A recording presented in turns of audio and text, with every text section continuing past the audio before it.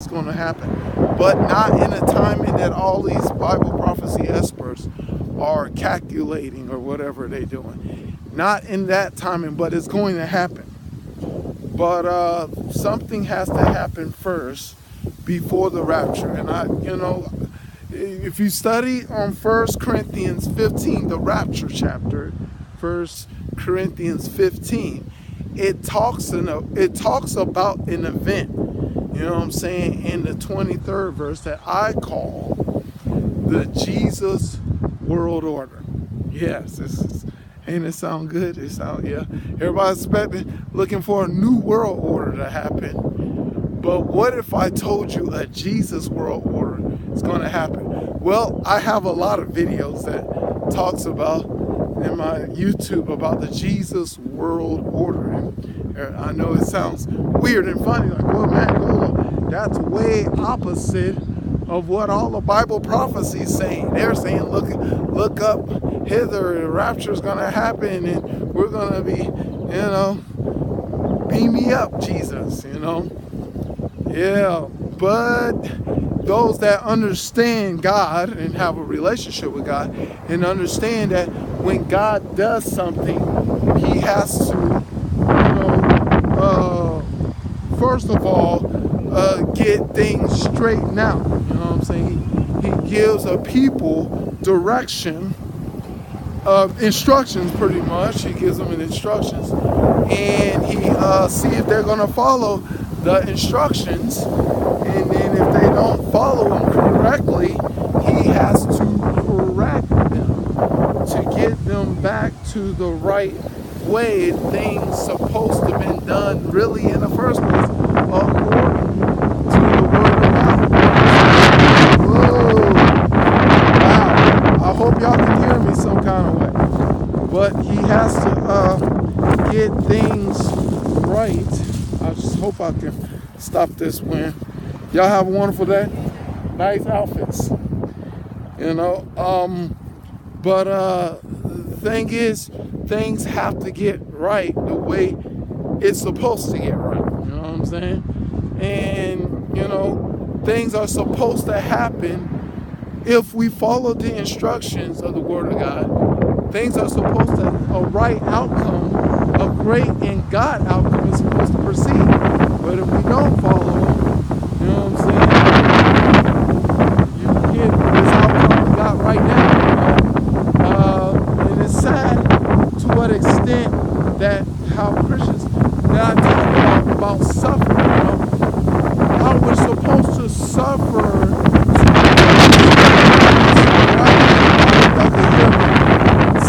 to understand what's right and do what's right is what supposed to be the procedure of those that truly follow Jesus Christ is they misunderstand or follow God, and you must suffer to be on the right path, in the right direction of where he's,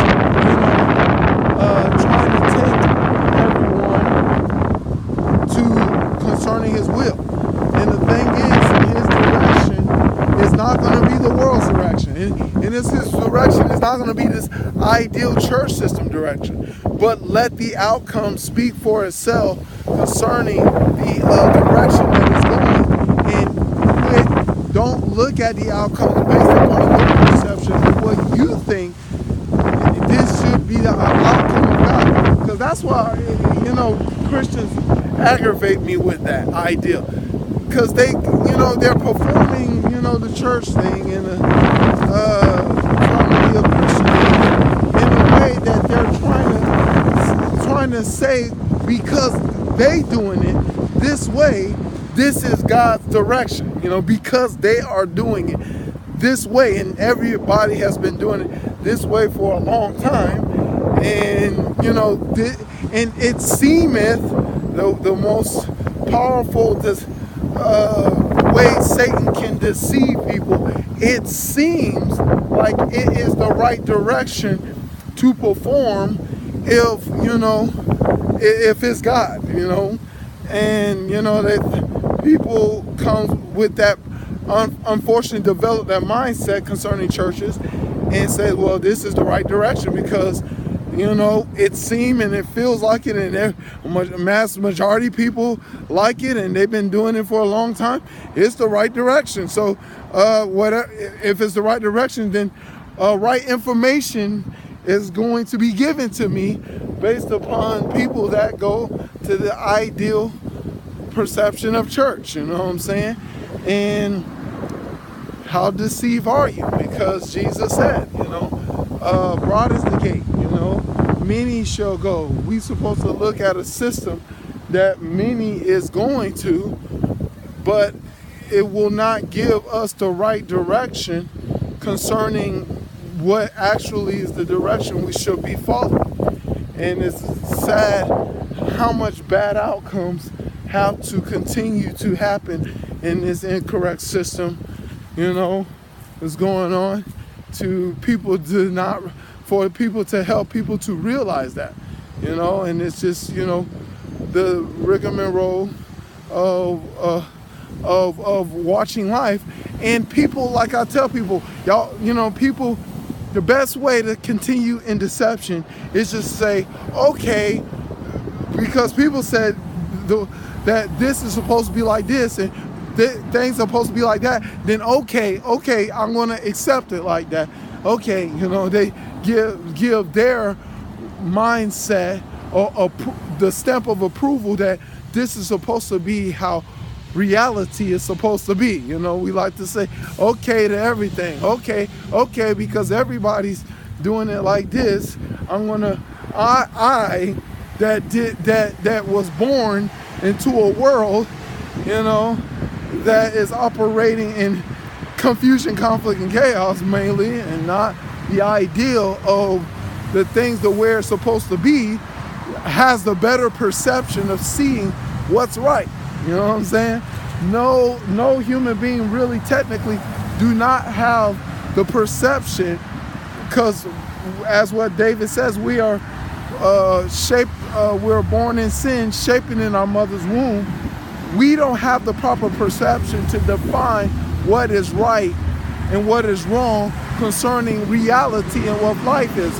You know what I'm saying? And the thing is, we need to realize that we have been wrongfully influenced about a lot of things about what's going on in the world, and we should not allow a world system that has been continually giving us information that is the end results that happen everywhere is people coming against each other.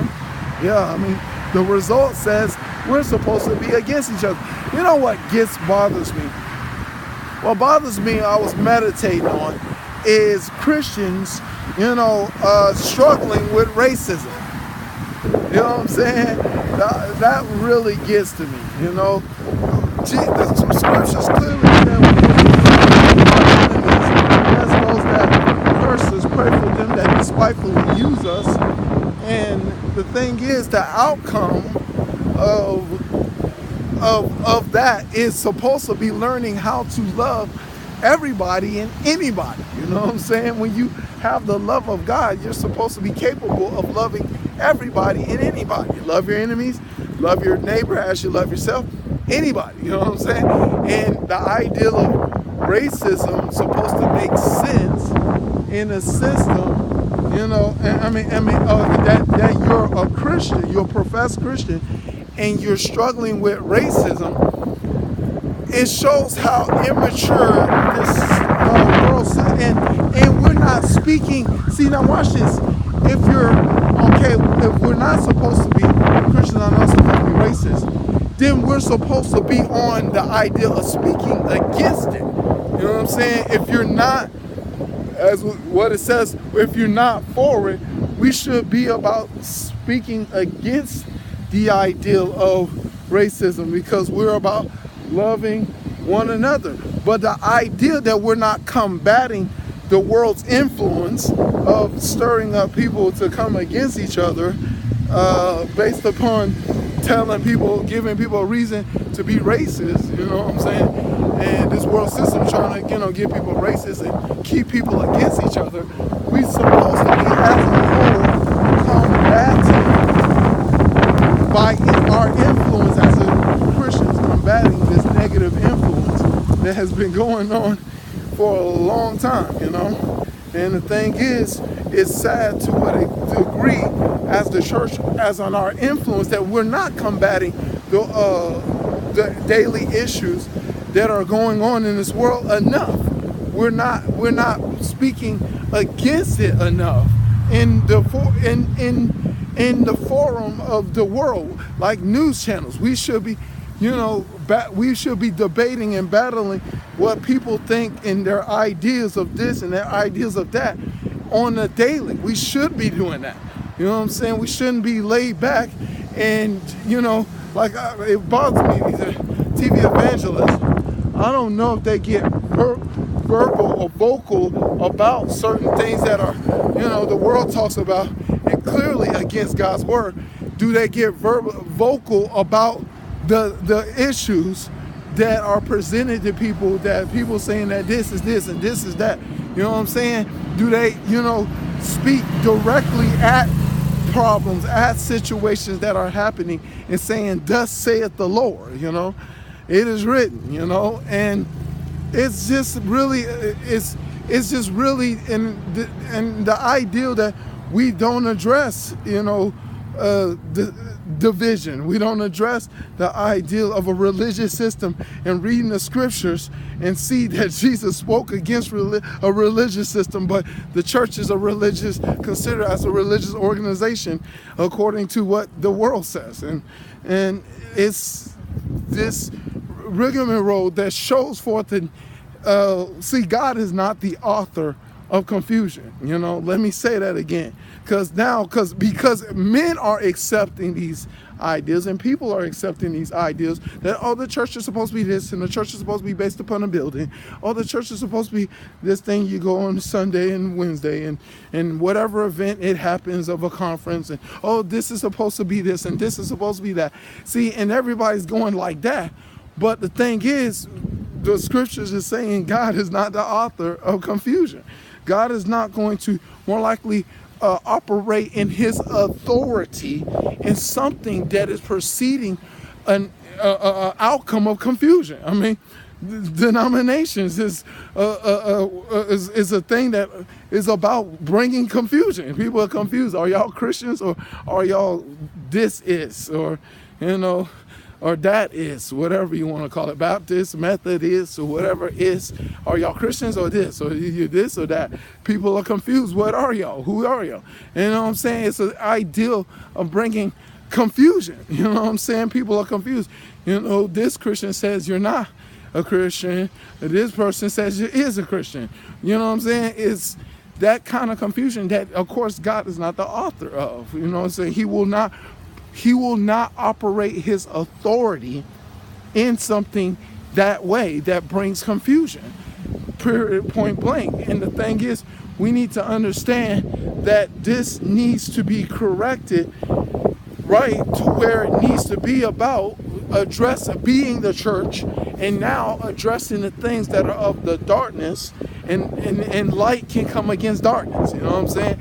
And of course, light will win. But if the church is not going to understand that what has been going on for a long time is not being addressed enough, and you are doing contrary to what the scriptures have to say, then things have to get right, to where it's supposed to be, or the straight way or the straight gate needs to. Isaiah had his prophecy in, I believe, Isaiah 41:16, that the straight, what's been crooked will be straightened out. Though whatever, there's going to be a time that, that whatever has been created as to be crooked will be straightened out. And I believe that time is approaching, because God is all about, throughout his human history, concerning his people, straighten things out that is crooked. And as what Peter says in 1 Peter 4:17, could it be the gospel? Could it be the church? Could it be us concerning the gospel of God, that it will be straightened out? All right, that's the message, and I hope you understand what I'm saying. I don't even know the topic of the message, but put some on there. All right, that's the message. God be the glory, him forever and ever in Jesus' name.